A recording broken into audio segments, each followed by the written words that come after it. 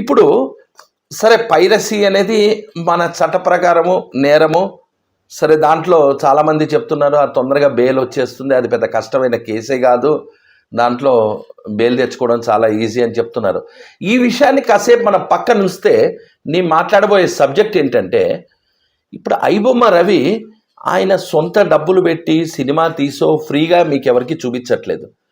ఆయన చేసిన అతిపెద్ద ఘోరాలు మనం తెలుసుకుందాం. అదే నా పాయింట్. ఆ అతిపెద్ద ఘోరాలు ఏంటి? ఆయన స్వయంగా ఆయన వెబ్సైట్లో పెట్టింది ఐబొమ్మ రవి.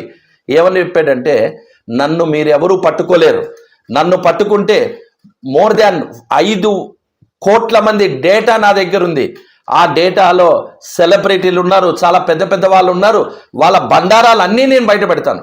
ఎందుకంటే ఆ డేటా మొత్తం వాళ్ళ దగ్గరికి ఉంది, ఐబొమ్మ రవి దగ్గర ఉంది. అంటే మీలో చాలామంది ఐబొమ్మ వెబ్సైట్ చూసిన వాళ్ళు ఎవరైనా సరే వాళ్ళ డేటా ఐబొమ్మ రవి దగ్గర ఉంది. ఆ డేటాని నేను బయట పెడతాను. సో నాతో పాటు చాలామంది బయటకు వస్తారు.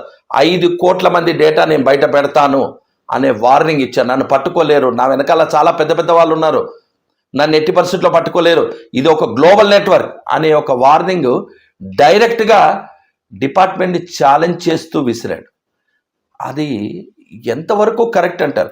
అంటే దీని అర్థం ఏంటంటే, మీరు ఇక్కడ తెలుసుకోవాల్సింది, మీరు ఎంతసేపు చాలామంది, అంటే మీరు అందరూ కాకపోవచ్చు, కొంతమంది ఆయన ఫ్రీగా మనకు సినిమా చూపిస్తున్నాడు, మేము 400, 500, 600 టికెట్లు పెట్టుకుని మేము సినిమా చూడలేము, ఆయన ఫ్రీగా చూపిస్తున్నాడు కాబట్టి ఆయన మంచివాడు, దేవుడు మా దృష్టిలో అనుకుంటున్నారు.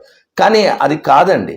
అక్కడ ఆయన ఫ్రీగా సినిమా చూపించే వెనకాల ఉన్న దురుద్దేశం మనం గమనించాలి.